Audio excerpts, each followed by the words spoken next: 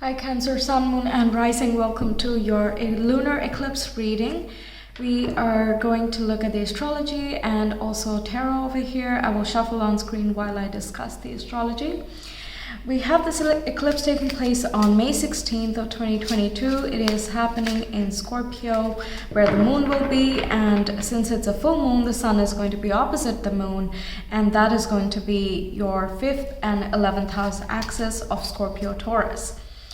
We have this eclipse being squared by Saturn, both the sun and the moon forming a T-square, which is in a difficult aspect. We have an opposition and we have two squares, right? So it can be difficult balancing the sudden surge of energy, and given that it's related with your house of fun, romance, hobbies and children, or even childhood in some cases.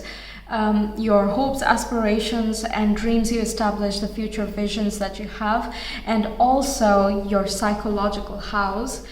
It's going to be all about balancing, all about breakthroughs in whatever stops you or inhibits your creative side, or the side of you that wants to unleash, free up and have fun. Okay, you are a very gentle sign, and Scorpio, even if it is a water sign just like you, it is quite fixed, so it is associated with intensity, and eclipses are a time of huge intense waves as well.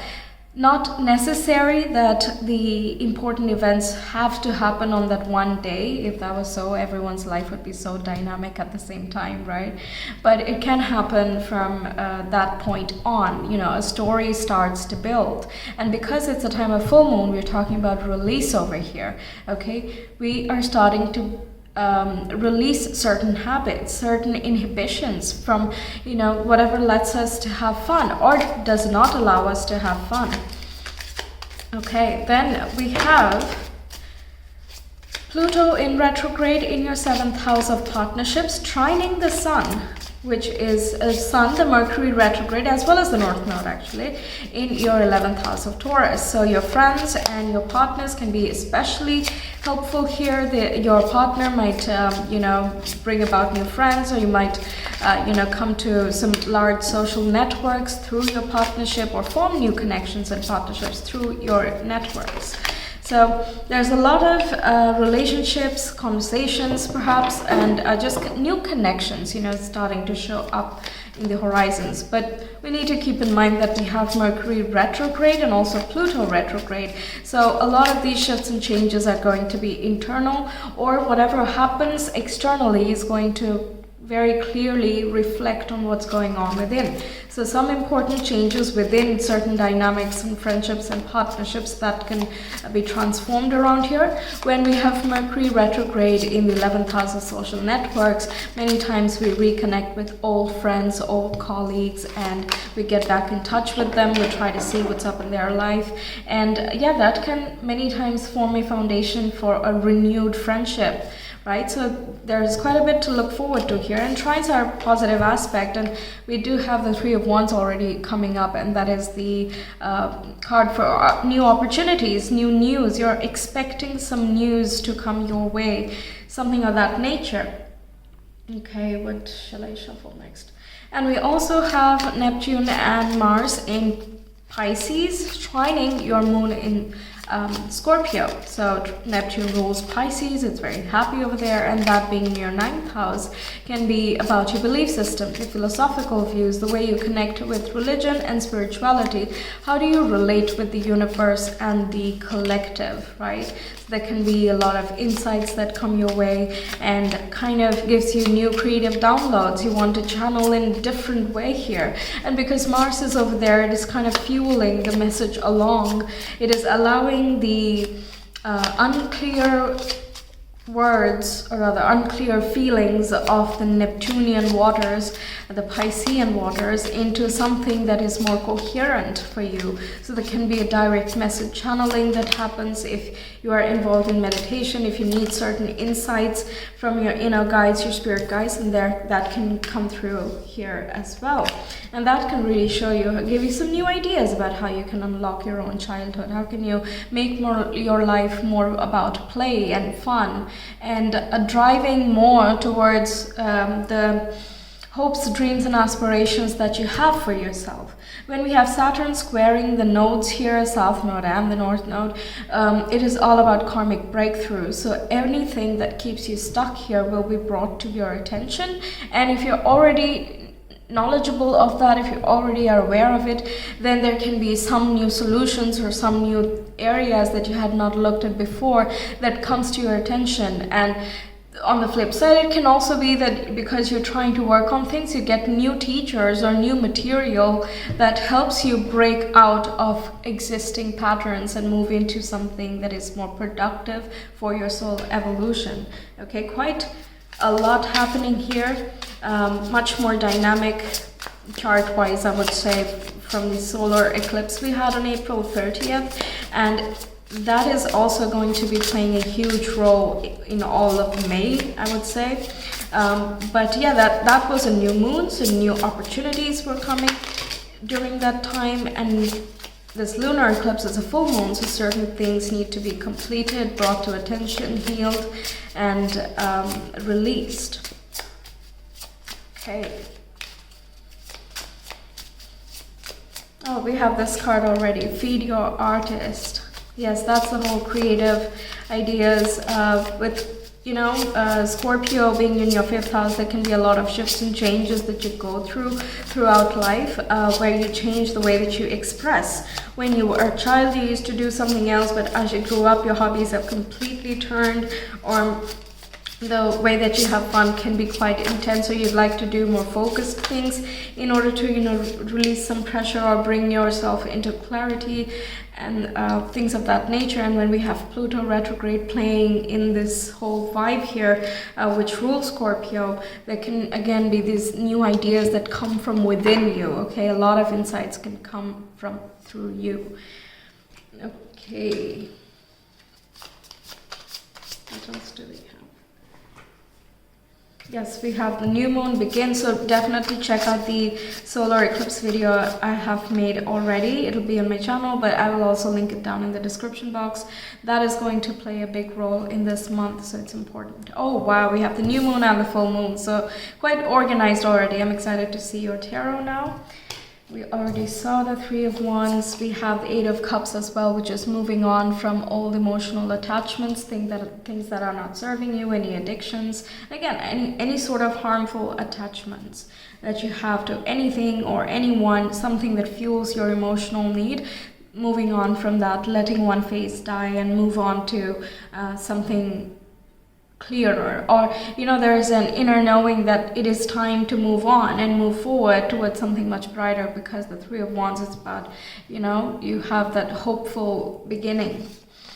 Okay, we have the Sun, which is a very 5th house card. 5th house is generally where Leo would sit if you go from Aries rising, so it has that influence of the lion here, and Sun rules Leo, so that's awesome. We have that being highlighted.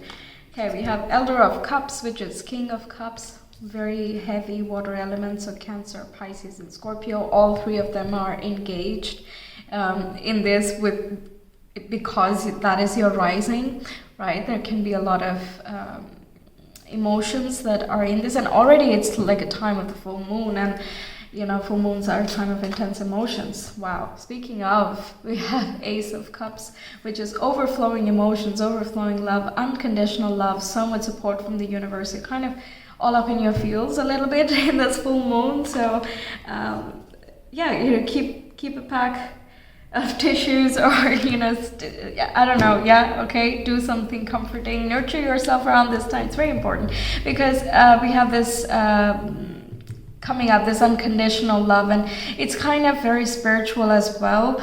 And from the beginning of your reading, I was like, oh, this is going to be a really feeling one for them, isn't it? There's so much about feeling, and now that I see the tarot cards, it's more confirmation here. Like, it's very important to love yourself and protect yourself, and again, you know, if something is not serving you, just love yourself and let that thing go. You know, it's not useful to spend more energy, whether it is via your time or through your attention towards something. if it's not serving you, that's it.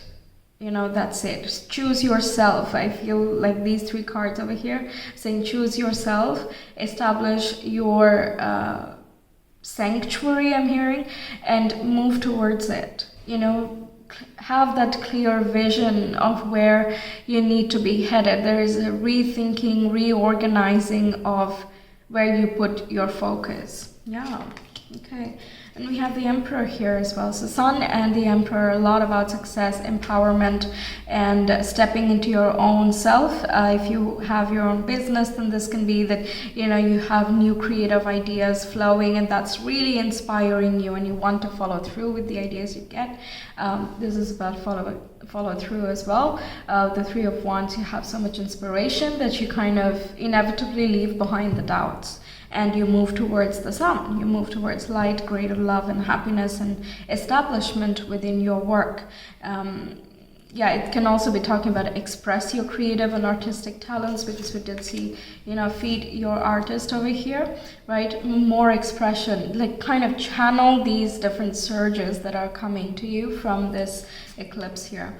We have changes, which is, I mean, quite literal. Eclipses come with changes. It's very transformational, or set kind of a new cycle, a new course for our spiritual journey for at least the next 6 months. Yes, and we have, what do you really want? Yeah, exactly. That I told you, there is kind of a reorganizing, reshuffling of what the goal should be. What are you striving towards? Clearing of that vision, new information or new awareness coming in from deep within, from your heart. You know, that's very likely too with these 3 cards. Some message coming across. That channeling I already talked about in the astrology portion, so that is further being re-emphasized. A new clarity can come in, which makes you very sure of where you want to be headed and what you really want from yourself. We have the sacred flow of yes, and depicted by the fish. So 2 fishes going on already, and that is very Piscean. The insights you get from meditation, from religious practices, any rituals we do, or however you choose to connect with the oneness, the collective, the universe as a whole, that's very important here. There can be so many messages that come your way. There is a lot of support and spiritual guidance from the background. You know, if you can make time, then please do so. Contemplate on certain things, any questions you have about your life, because really this is a very good time to get the information, you know, through feelings I'm getting, instead of a voice in your head. But what you feel is going to be undeniable, right? And if you're not finding time to relax at this time, perhaps, you know, you're feeling more busy and that you have to communicate with a lot of people, then as well, just trust that the people who are, again, important for your future steps are going to make an impact on you. So trust your heart on this, okay? With Cancer, there is that very heartfelt vibe to you, right? So just trust that one. It can feel like a great weakness, but it's also the greatest strength here, right? You need to believe in that, and just it's kind of a trust in your inner knowing. That's what I'm feeling here. You're feeling very strong within you. Okay, we have enthusiasm and friendship. Yes, new inspiration and strength coming up here, and friendship, of course, new connections forming, so that can be fun. Then we have rebirth and new beginnings. Yes, a cycle coming to an end, some important changes being made here, and there are going to be new seeds, new intentions, and new movement. And we have beauty and happiness. Yes, there's like this overflowing of the heart, right? I mean, so much love coming up. You feel the support from your guides, or some type of spiritual safety you feel, and that gives you more confidence, more happiness to, you know, move forward with your ideas. There is a type of reassurance that is coming through the trine here. So even if things feel a little bit chaotic within, and while you're like dealing with yourself and also other people and so on, you know, there will be help that comes your way, because we have 2 squares, but we also have 2 trines, and that's awesome, right? It balances out a little bit. Okay, let's see some more cards for Cancer, Sun, Moon, and Rising. How is this? Eclipse for them. Yes, we get so many cards for you. When I think I have surrendered, I surrender more. Yes, that's the ninth house. And I mean, Pisces is about surrendering and going with the flow. And we saw these two fishes. So, you know, going with the flow, that's very important here.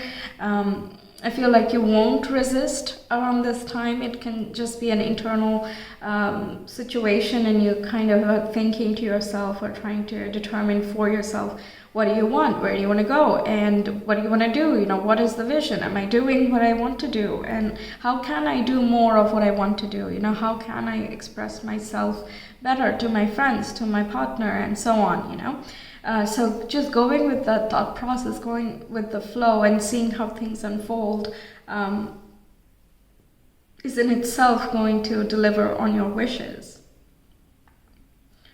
Yeah, and bring you that answer as well. So just go with the flow here. Okay, then we have, when I'm connected to my joyful presence, I attract support from the universe. Yes, that's the whole sun card here, right? Living joyful presence, so doing things that help you express, can bring in new information and epiphanies. When you're even talking to yourself a little bit, that's the whole point of introspection, right? You observe your own thoughts and you kind of contemplate on what has happened, and you take a log in your own mind, right? So when you're doing that, you are constantly relating with yourself. And by doing that, whether you realize it consciously or not, you are connecting with your own spirit, right? The more you tap into it, the better the intuition gets as well. That's how we would develop an intuition. So connecting to that eternal source of love and that spiritual part of you is going to bring you into more connection with the universe. When we are expressing this soul's truth, that's the fifth house in esoteric astrology.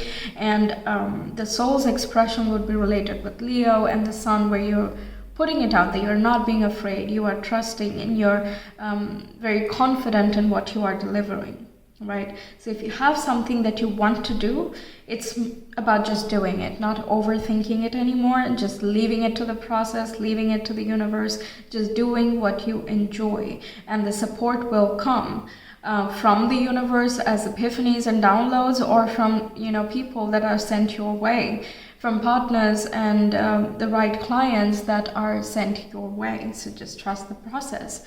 Okay, we have my happiness is a direct reflection of my level of faith in the universe. Yeah, that's something to keep in mind. So when you start questioning things, it's about, you know, what is lacking in faith, and is it because something you have not done? If so, then that's in your control, and you can, you know, make some changes to your work, and then perhaps you have more faith within yourself or within the universe. And if it is something just as a general sense of mistrust, then it is a time to question why that is. Okay, what shook that trust, what shook the faith, and start working on that. Because with the 8th house, there can be quite a lot of psychological topics that come up, and that being in Aquarius, it is determined to find freedom. Okay, Saturn is presenting restrictions, not because it wants to test you, but because the restrictions are already there and they were just not brought out into the open before. So the fact that certain things are being triggered is for your benefit, because then you can work through them, right? And be that Aquarius in the 8th house, thinking differently, perceiving the world differently, relating with people on a deep level in a very different way. This is really giving me the feel that you can unlock a lot of your own gifts around this time, and your feelings and your heart are going to show you a lot. I feel like you can figure out a lot by following your feelings. Yeah, I did not expect this to get so serious, honestly. Wow. Okay, so some guidance for Cancer, please. Can we have some guidance?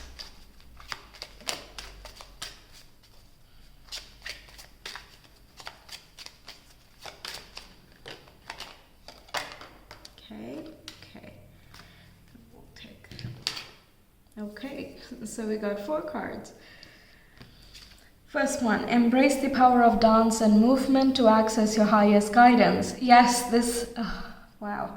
This I always equate with the 5th house, with the Leo, with the artists, you know, just this is about expression, whether it is dance, through exercise, or through other artistic means, you know, painting, drawing, whatever it is that, you know, sways your way, whatever inspires you.